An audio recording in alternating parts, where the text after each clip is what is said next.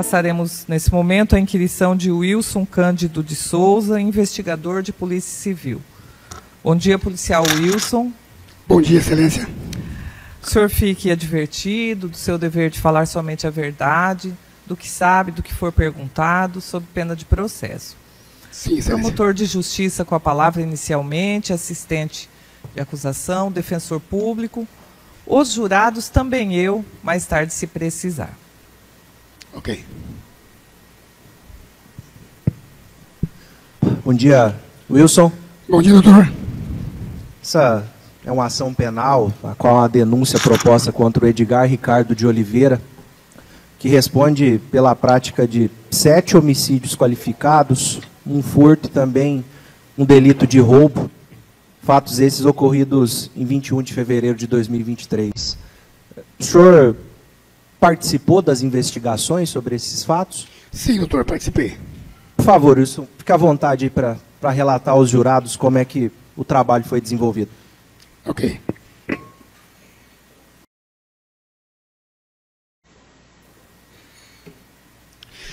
Então, esse crime aconteceu no dia 21 de fevereiro do ano de 2003, no período da tarde, uma terça-feira de feriado de carnaval.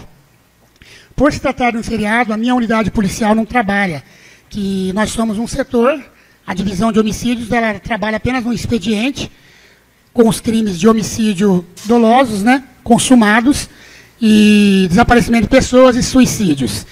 Então, nesta ocasião, quem atendeu, quem fez o local de crime foi o plantão policial do 1º DP, ao qual somos vinculados. Por se tratar de um crime, de uma barbárie muito grande, logo que o crime ocorreu, os policiais começaram a trocar informações nos grupos policiais, tanto a Polícia Militar quanto a Polícia Civil e os núcleos de inteligências das duas forças se uniram para tentar descobrir o que havia acontecido ali. Nós mesmo, não estando trabalhando, passamos a colaborar de forma indireta para ver quem que teria cometido esse crime, para realmente saber quem seriam os autores e identificá-los.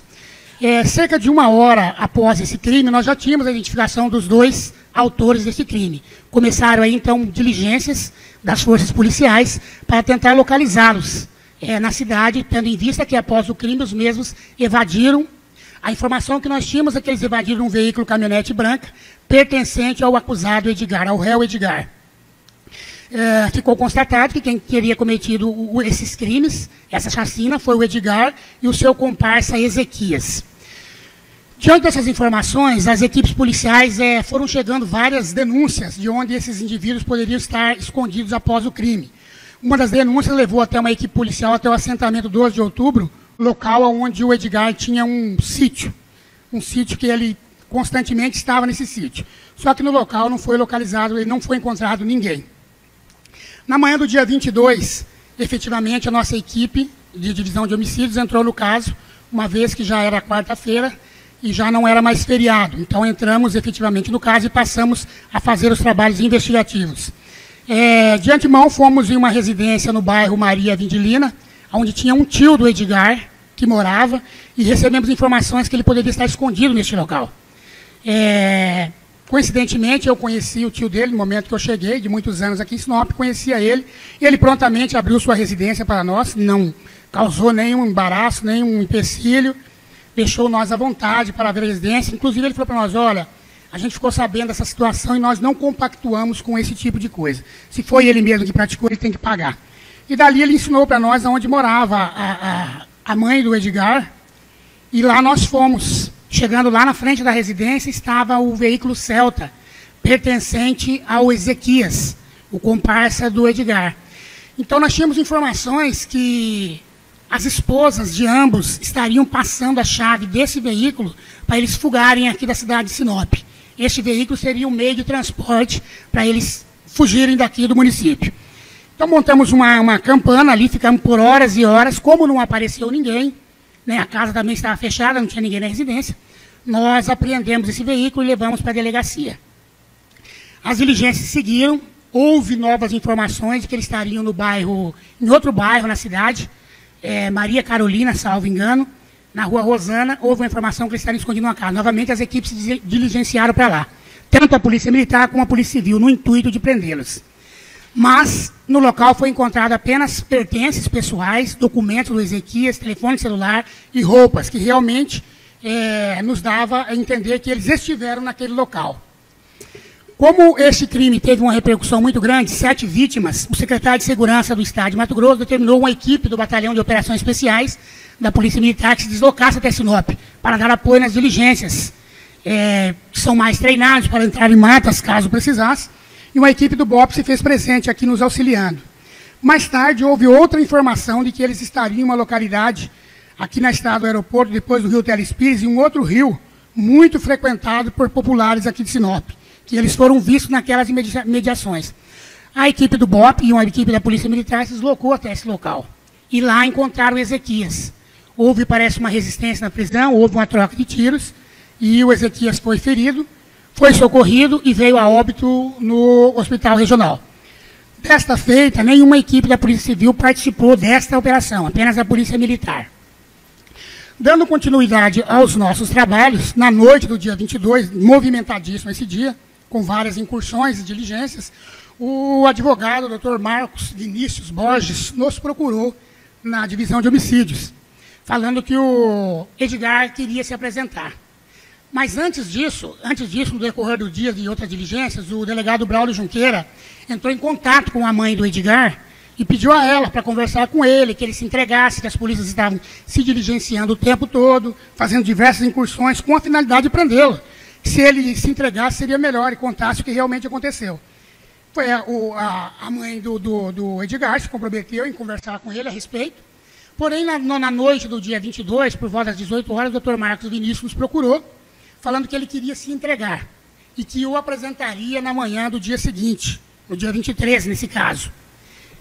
Nós falamos, tranquilo, sem problema nenhum, só que ele tem 2 exigências para se entregar. Quais? Ele quer a imprensa, a presença da imprensa no momento da prisão dele, e ele quer também que, ao ser conduzido na viatura policial, o seu procurador, no caso o Dr. Marcos, o acompanhe na viatura policial juntamente com os policiais e o delegado.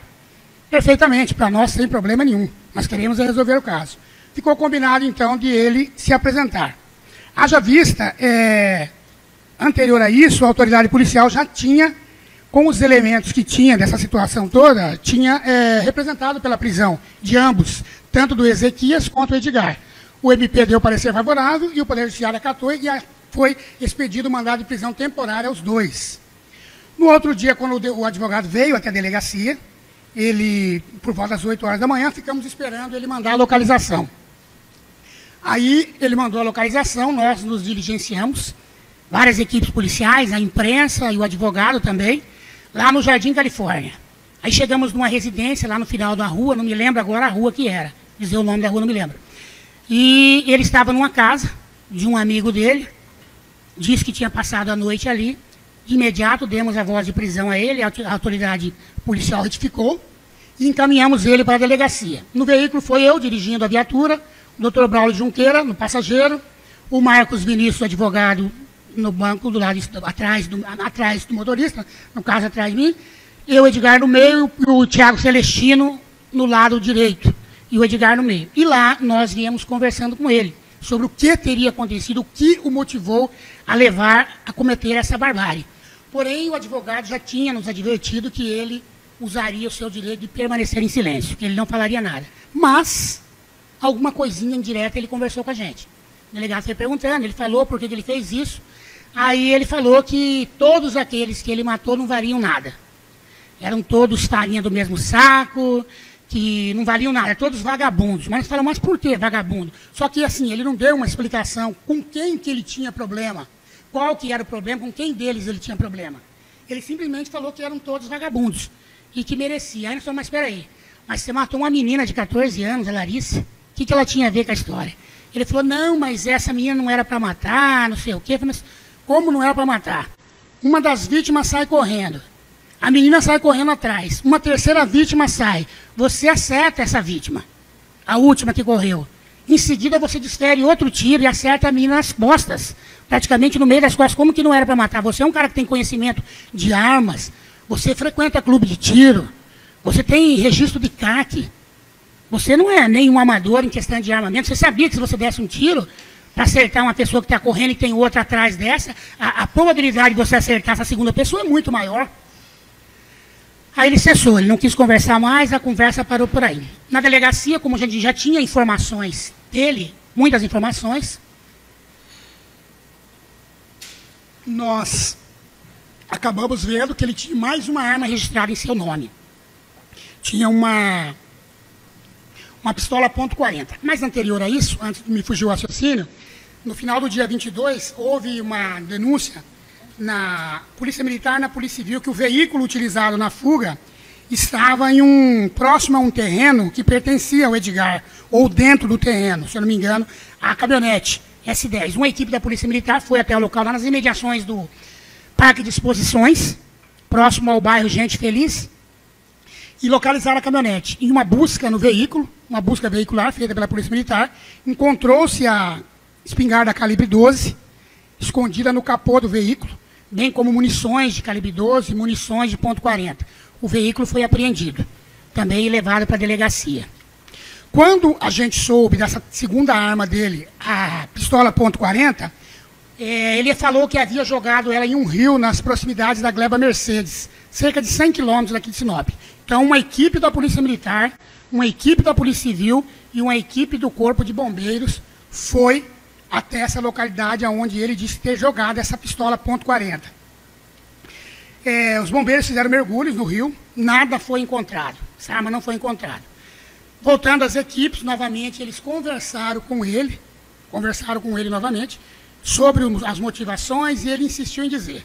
Ele chegou até a dizer que o Maciel Bruno, que era o dono do bar, costumava fazer 3 cantos com quem ia jogar lá. Tipo, combinava uma jogada com outro camarada e o terceiro era lesado no jogo. Mas isso é conversa dele. Ressaltar também que o jogo praticado ali é um jogo chamado bolinho ou bola de 3, jogo de 3 bolas. Que são 3 bolas que vão na mesa, que as apostas são até de certa forma grandes, e ali os jogadores, alguém perde, né? Em jogo alguém sempre tem que perder.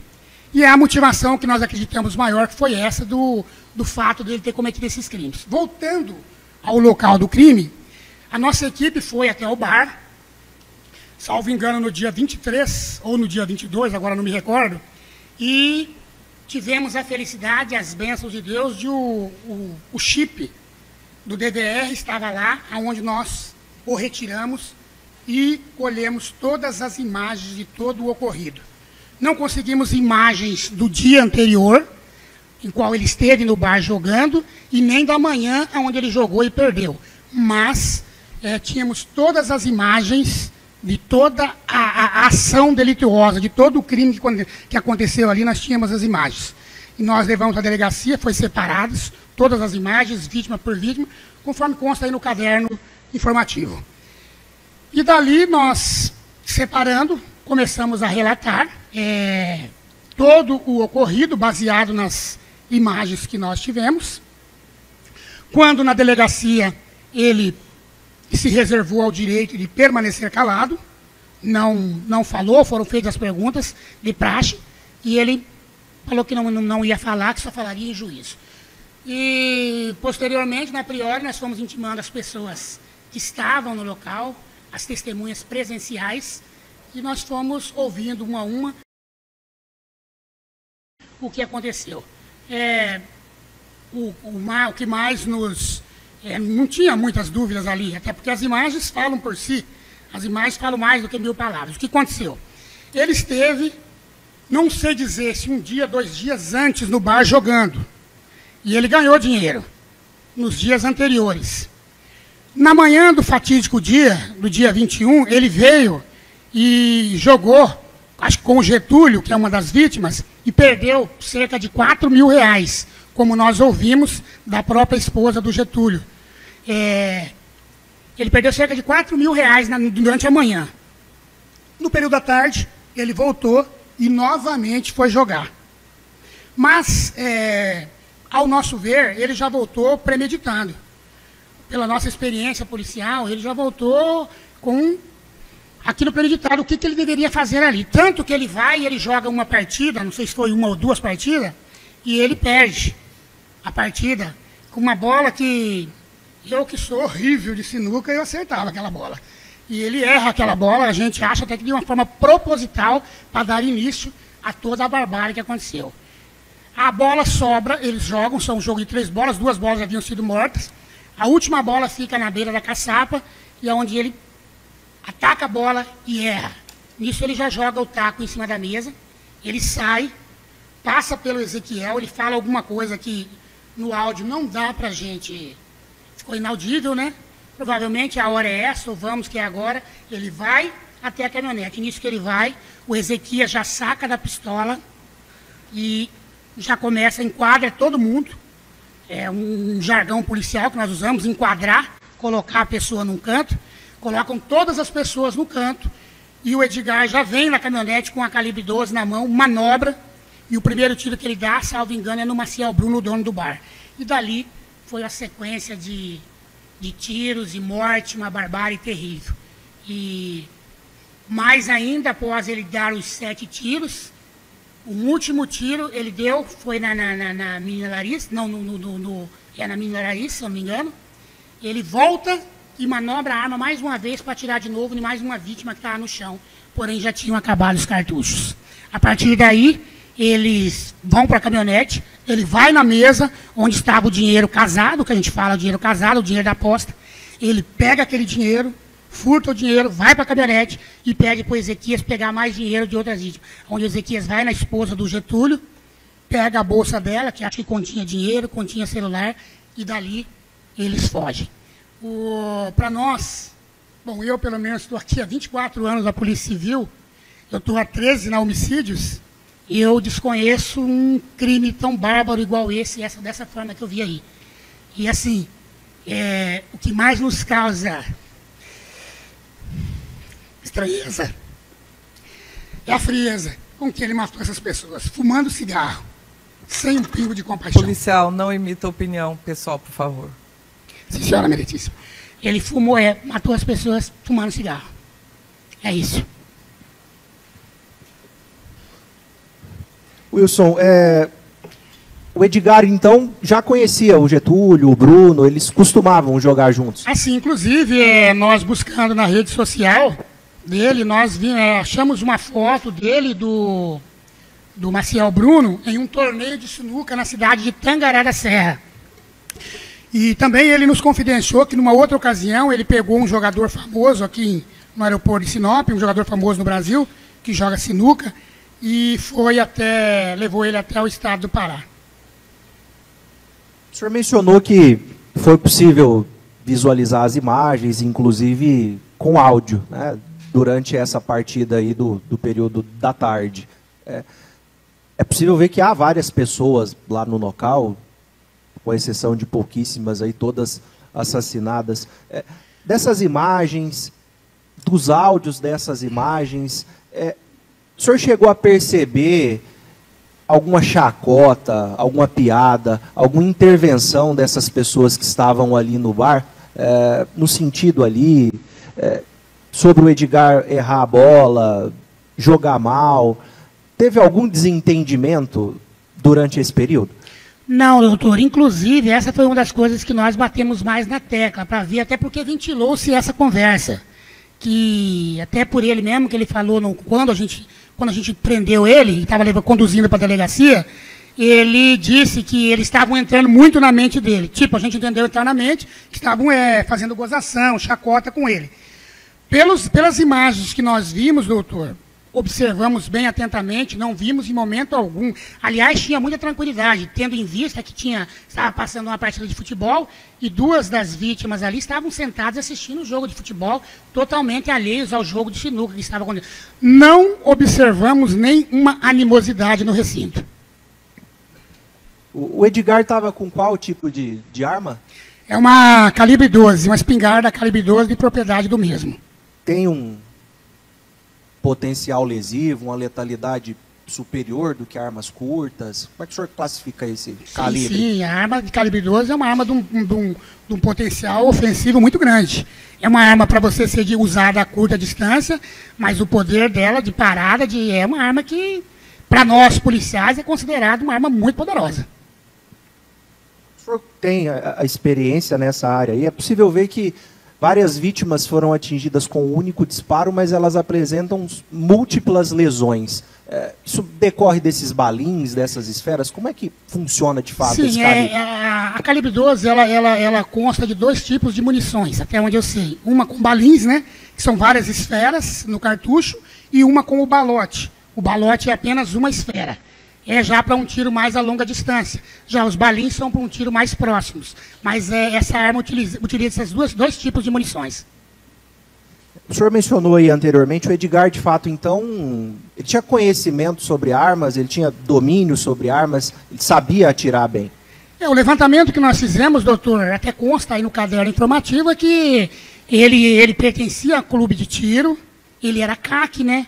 Ele tinha conhecimento de arma de fogo e praticava tiros. Inclusive, nós levantamos informações que no sítio dele ele costumava praticar tiros. O senhor mencionou que era uma terça de carnaval. Uma terça-feira de carnaval, 21 de fevereiro de 2023. Tá. Esse bar aí era movimentado, Wilson? Olha, doutor, honestamente, eu nem conhecia esse bar, para dizer a verdade para o senhor. Eu fiquei sabendo desse bar no dia que aconteceu essa barbárie aí, essa chacina. Foi possível ver a rua como é que estava? Havia carros, fluxos? Em algumas imagens observa-se que não era uma rua movimentada. Passa algumas pessoas assim, mas naquele dia, eu acho que por se tratar de um feriado, talvez, não tinha grande movimento. Mas ela é uma das ruas principais do bairro Jardim Lisboa.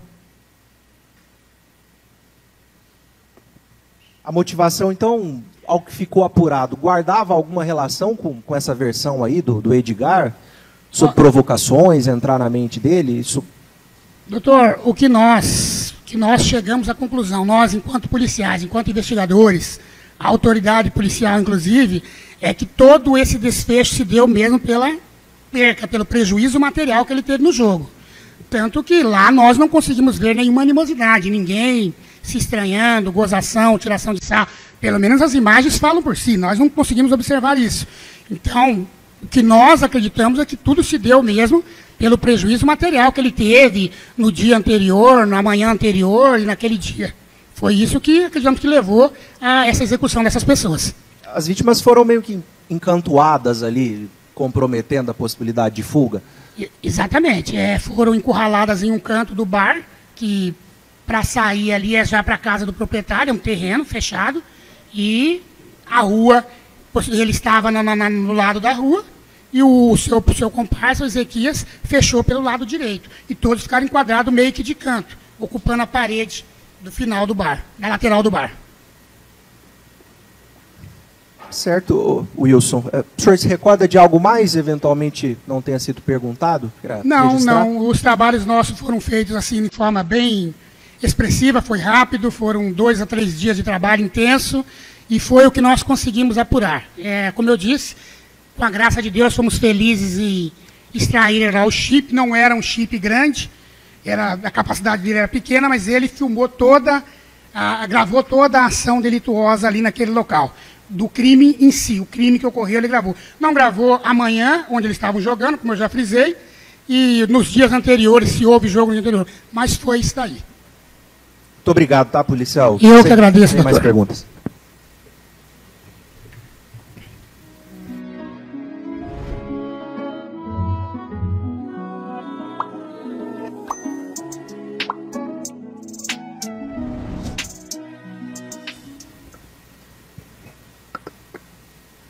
Bom dia, policial Wilson.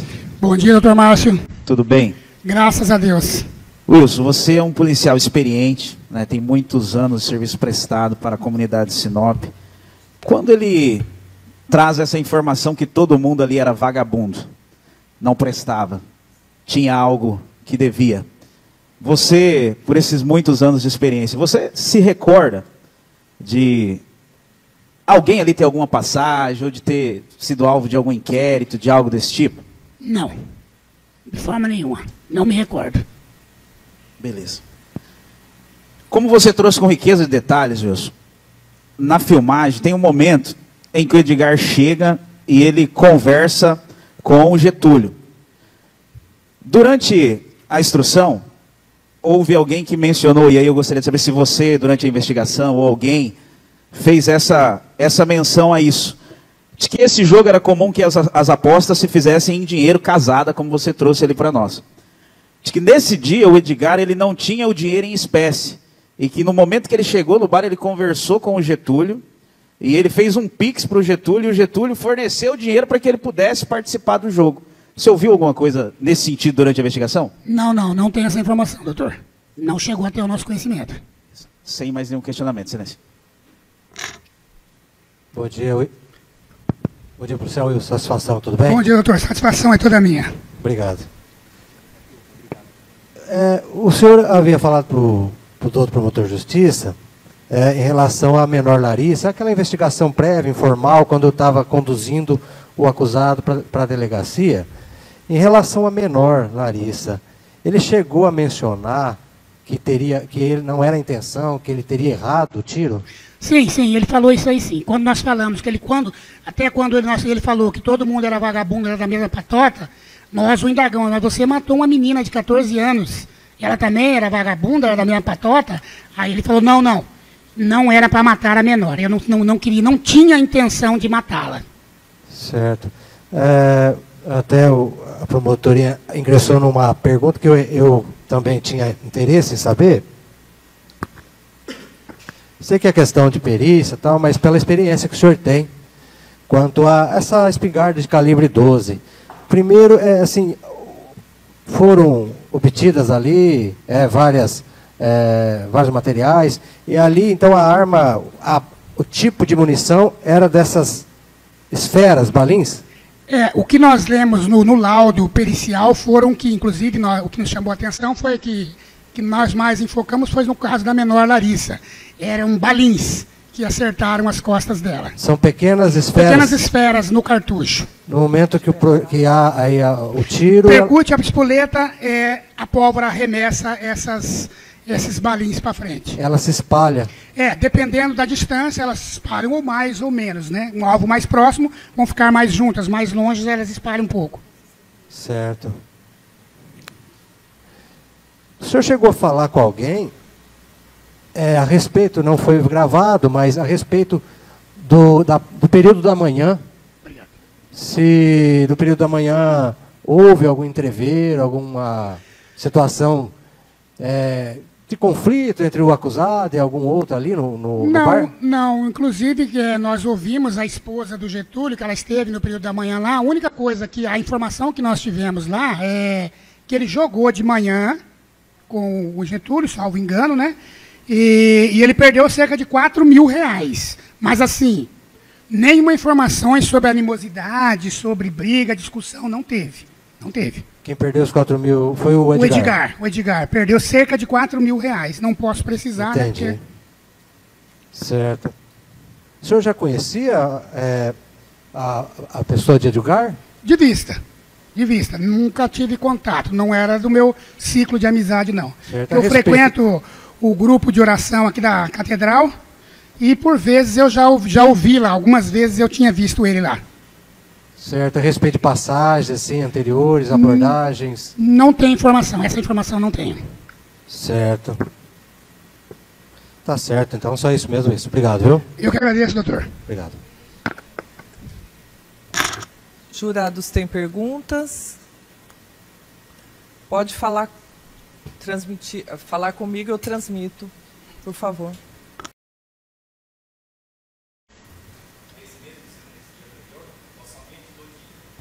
A testemunha quer saber se existem outras gravações anteriores ao fato. O senhor quer saber em que eles estavam jogando?